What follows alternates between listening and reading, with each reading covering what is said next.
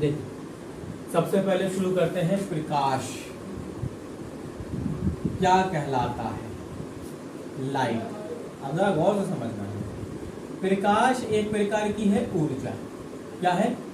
ऊर्जा है, एनर्जी है। प्रकाश एक प्रकार की ऐसी एनर्जी है जिसकी सहायता से हम वस्तुओं को देख सकते हैं। अगर एक अंधेरे कमरे में आप चले, बिल्कुल अंधेरा हो, उधर पे कुछ ना चल रहा हो, फिर वहां पर आप बल्ब को जलाएं, एलईडी को जलाएं। जलाने के बाद आप देखेंगे कमरे में क्या क्या रखा है। मेज रखी, कुर्सी रखी, टेबल रखी, तखत रखा, बेड रखा, सोफा रखा, क्या क्या रखा है। लेकिन अगर बिल्कुल अंधेरा हो तो क्या आपको नजर आ जाएगी? कोई भी वस्तु नहीं आएगी ना नजर। तो कुल मिला के क्या हुआ कि वो लाइट जो एलईडी हम जला रहे हैं वो भी तो प्रकाश उत्पन्न कर रहा है ना। तो प्रकाश की सहायता से आपको विभिन्न प्रकार की वस्तुओं को देखने को मिला। अगर प्रकाश नहीं होगा तो हम किसी भी वस्तु को, इवन एक दूसरे को, खुद को भी नहीं देख सकते। ये देख सकते? नहीं देख सकते ना। तो प्रकाश क्या है? एक ऊर्जा है। अच्छा, ऊर्जा क्यों है? क्योंकि ऊर्जा का मतलब होता है काम करना। जैसे अगर जहां ऊर्जा है वहां काम है कुछ ना कुछ, जहां काम है वहां ऊर्जा है। ऊर्जा नहीं तो काम नहीं, तो काम नहीं तो ऊर्जा नहीं। आपको खाने के लिए न दिया जाए 3 दिन, फिर आपसे क्या है कि तुम खूब दौड़ लगाओ, जम के लगे कुर्रू पाओ, लगा लोगे कुर्रू? न लगा। लेकिन हाँ, अगर आपको भरपेट दोनों तीनों टाइम बढ़िया खाना मिलता रहे तो खूब खेलोगे, खूब जाओगे, खूब आओगे, काम भी खूब कर सकते हो। लेकिन बिना खाए काम नहीं कर सकते। खाने में क्या है? एनर्जी, ऊर्जा। और जब आपने ऊर्जा को ग्रहण किया तो आपसे काम करते बन रहा। ठीक है। तो प्रकाश एक प्रकार की ऊर्जा होती है जिसकी सहायता से हम विभिन्न प्रकार की वस्तुओं को देख सकते हैं। अगर हम इसकी परिभाषा बनाना चाहें तो परिभाषा में ऐसे बना सकते हैं कि प्रकाश एक प्रकार की ऐसी ऊर्जा है जो हमारे दृष्टि ज्ञान को जागृत करती है। क्या करती है? दृष्टि ज्ञान को जागृत करती है, यानी देखने के ज्ञान को जगाती है कि लो भैया हमने बल्ब जला दिया, अब तुम्हें जो मन करे सो देखो, जा कछु होते रखो है, सब कछु देखो आराम से। ठीक है, बात समझ में आ गई? प्रकाश की बहुत सारी विशेषताएं होती हैं। ठीक है, एक एक करके हम सभी विशेषताओं को समझेंगे। अभी डायरेक्ट नहीं, अभी केवल ये जानेंगे कि कौन कौन सी विशेषताएं होती हैं। जैसे पहली चीज अगर हम देखें तो प्रकाश सरल रेखा में चलता है। कौन सी रेखा में चलता है? सरल रेखा में गमन करता है। सरल रेखा को ऋजु रेखीय पथ भी कहते हैं। स्ट्रेट पथ पर गति करता है। अच्छा, एक बात बताओ, ये देखो हमने यहाँ पर बल्ब लगा और ये हमने हाथ लगाया तो इसकी परछाई यहाँ पर बनती हुई नजर आ रही, और बनती हुई नजर आ रही ना। तो इसका मतलब ये कि यहाँ से एक किरण आ रही होगी जो इस पे पड़ रही होगी, और इस पे पड़ रही होगी तो सामने रखी वस्तु ने उस किरण को रोक लिया, इसीलिए उसकी परछाई पीछे गई। मतलब पीछे प्रकाश नहीं पहुंच पा रहा। इसका मतलब यह है कि इस सीधी रेखा में तो चल रहा, यानी प्रकाश जहां चल रहा उसके सामने किसी भी वस्तु को रख दिया जाए जो कि अपारदर्शी हो। हाथ हमारा अपारदर्शी है, पारदर्शी वस्तुओं में नहीं, पारदर्शी में तो वो पार कर जाएगा। प्रकाश अपारदर्शी वस्तुओं को पार नहीं करता, पारदर्शी वस्तुओं को पार कर जाता है। अगर कांच रखेंगे तो आर पार होकर के निकल जाएगा, लेकिन फिर भी थोड़ी बहुत मात्रा कम हो जाएगी प्रकाश की तीव्रता, थोड़ी बहुत मात्रा। तो प्रकाश सरल रेखा में गति करता है या ऋजु रेखीय पथ पर गति करता है। हम इसे एक्सपेरिमेंट के हिसाब से देख भी सकते हैं। सामने हमने कोई भी वस्तु लगाई तो पीछे परछाई बन गई। प्रकाश की चाल जो होती है वो वायु या निर्वात, वायु या निर्वात में कितनी होती है? 3 × 10⁸ मीटर प्रति सेकंड। कितने मीटर प्रति सेकंड की रफ्तार से प्रकाश चलता है? कहाँ? वायु या निर्वात। अगर किसी माध्यम में हम चलाएं, यहाँ की बात समझो, निर्वात का मतलब जहां कोई भी गैसें नहीं होती, निर्वात।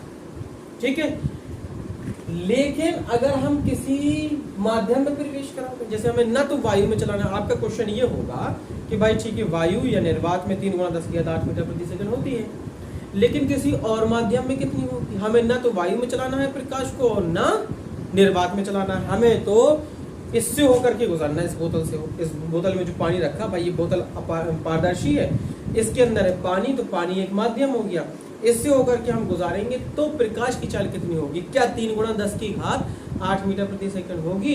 तो इसका आंसर होगा नहीं। किसी भी वायु या निर्वात को छोड़कर किसी भी माध्यम में अगर प्रकाश प्रवेश करेगा जो कि पारदर्शी माध्यम हो, किसी भी माध्यम में प्रवेश करेगा तो प्रकाश की चाल घट जाती है। क्या हो जाती है? कम हो जाती है। अब कम क्यों हो जाती है? इसका भी एक रीजन है। कि वायु या निर्वात को छोड़ के बाकी किसी माध्यम में प्रकाश की चाल अगर जा रही है, और ऐसे माध्यम में जो जिससे प्रकाश पार हो जाए, पानी हो गया, कांच हो गया, तेल लगा हुआ कागज हो गया, कुछ ऐसी वस्तुएं जिनसे प्रकाश गुजर जाता है, तो उनमें प्रकाश की चाल कम हो जाती है। अब कम क्यों हो जाती है, ये भी हमें समझना होगा, तो ये भी हम समझाएंगे आपको, ठीक है। फिर अगर हम और देखें तो प्रकाश का परावर्तन होता है, ठीक है। परावर्तन क्या होता है ये भी हम समझाएंगे। प्रकाश का अपवर्तन होता है, अपवर्तन ये कैसे होता है ये भी अभी देखेंगे। पूर्ण आंतरिक परावर्तन की भी घटना होती है, पूर्ण आंतरिक परावर्तन की भी घटना होती है। प्रकाश में वर्ण विक्षेपण भी होता है, वर्ण विक्षेपण, ठीक है।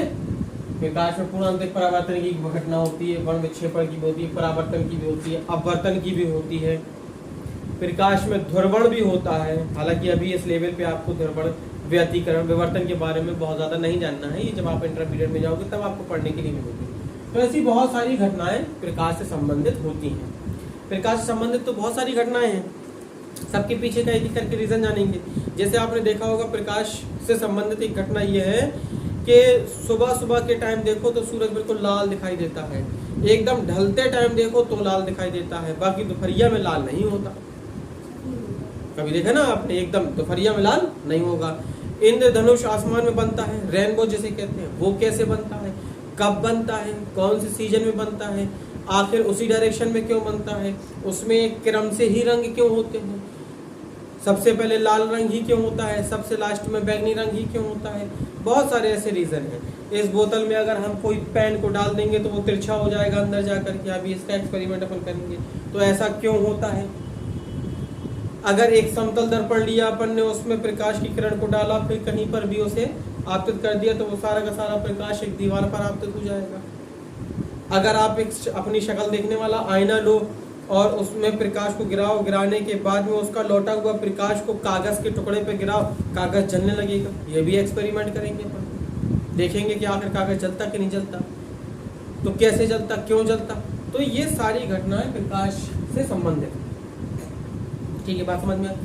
प्रकाश की जो तरंग लहर होती है, श्वेत प्रकाश की जो तरंग लहर होती है, वो होती है 3900 एंगस्ट्रॉम से 7800 एंगस्ट्रॉम पर। ये इसकी तरंग लहर एक तरीके से रेंज होती है प्रकाश में। और भी बहुत सारी घटनाएं होती हैं प्रकाश में, तमाम प्रकार, ठीक है। तो ये 1 बाय 1 करके हम एक एक घटनाएं पढ़ेंगे, ठीक है। फिर अगर हम बात करें इसके आधार पर, अच्छा एक बात और बताइए कि प्रकाश को आपने देखा, कहाँ देखा, धूप में। अरे पागल, प्रकाश यहीं पे तो बैठा रहता है, अभी रोज आता नहीं आता। प्रकाश नाम का कोई लड़का होगा, उसको देखा होगा। अरे जिससे उजाला होता है उस प्रकाश को देखा, उसी को देखा, उसी की सहायता से तो आप हमें देख पा रहे हैं, उसी की सहायता से हम आपको देख पा रहे हैं, है ना। तो लेकिन प्रकाश को देखा, जिसकी सहायता से आप देख पा रहे हैं उसे देखा आपने, तुमने देखा, तुमने नहीं देखा, प्रकाश को ही नहीं देखा। हमने प्रकाश की सहायता से आप देखो, लेकिन प्रकाश को नहीं देखा। तुमने देखा प्रकाश को, नहीं देखा प्रकाश को। अरे यार, प्रकाश को नहीं देखा। प्रकाश कभी भी दिखाई नहीं देता। ये प्रकाश की सहायता से वस्तुएं देख पा रही है, खुद प्रकाश को नहीं देखा जा सकता आंखों से, प्रकाश को कभी नहीं देखा। ये एलईडी जल रही, एलईडी को तो दिखाई दे रहा, एलईडी से निकलता हुआ प्रकाश। अब आप हमें ये बताओ, जहाँ एलईडी है और ये बोर्ड है, इसके बीच में आप हमें बताओ कि प्रकाश कहाँ है। अगर सर जैसे धूप निकली, धूप में अगर कुछ छेद है तो उसे दिखता नहीं प्रकाश, तो प्रकाश की सहायता से वहां पे उजाला दिखेगा ना, प्रकाश नहीं दिखेगा। जैसे यहाँ से एलईडी से यहाँ तक प्रकाश की किरणें आ रही हैं, तो बोर्ड के पहले कहीं आपको कुछ नजर आ रहा, कुछ नहीं है। यहाँ पे तो हम पकड़ रहे हैं, यहाँ पे तो कुछ नहीं नजर आ रहा ना। प्रकाश स्वयं को नहीं देखा जा सकता, प्रकाश की सहायता से वस्तुओं को देख, ठीक है। इतनी बात समझ में आई। इसी के आधार पर वस्तुओं को अगर हम देखें तो 2 भागों में बांटा गया। वस्तुओं को कितने भागों में? 2 भाग। एक होती है दीप्त वस्तुएं, दीप्त वस्तुएं या प्रदीप्त वस्तुएं भी कह सकते हैं हम। और एक होती है अदीप्त वस्तु। जानना जरूरी है, बहुत ज्यादा महत्वपूर्ण तो नहीं है लेकिन फिर भी। Luminous bodies and non luminous body.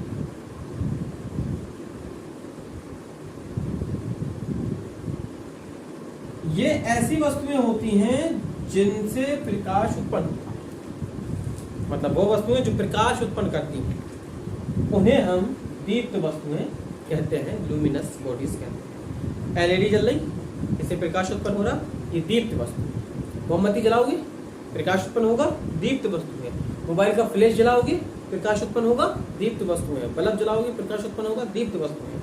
सूर्य निकलेगा, प्रकाश उत्पन्न होगा, दीप्त वस्तु। जिनसे उजाला हो, सीधी सी बात है। चंद्रमा दीप्त वस्तु में नहीं आता। क्वेश्चन अच्छा किया आपने। चंद्रमा खुद सूरज की प्रकाश की सहायता से दिखाई देता है। मतलब चंद्रमा जो हमें दिखाई देता है वो प्रकाश की जो सूर्य का जो प्रकाश है उसकी सहायता से हमें चंद्रमा दिखाई देता, वरना चंद्रमा भी न दिखाई दे। तो अगर हम कहें कि चंद्रमा दीप्त वस्तु है तो आप कहेंगे नहीं, चंद्रमा दीप्त वस्तु नहीं, चंद्रमा अदीप्त वस्तु है, क्योंकि वो खुद किसी दूसरे की सहायता से दिखाई दे रहा है। वो खुद किसी दूसरे की सहायता से दिखाई दे रहा है। जैसे हम एक ऐसी टी शर्ट पहने हो जो बहुत ज्यादा चमकदार हो, बहुत ज्यादा चमकदार हो, और प्रकाश को हम अपने टी शर्ट पर गिराएं, फिर टी शर्ट से रिफ्लेक्शन होगा और पता चला उस टी शर्ट के रिफ्लेक्शन के कारण जो प्रकाश उत्पन्न होगा उससे बहुत सारी वस्तुएं आप देखने लगो। तो आप ये नहीं कह सकते कि ये टी शर्ट जो सर जी पहने हैं या सर प्रदीप्त वस्तु है, क्योंकि हम प्रकाश नहीं उत्पन्न कर रहे हैं, ना हमारी टी शर्ट प्रकाश उत्पन्न कर रही है।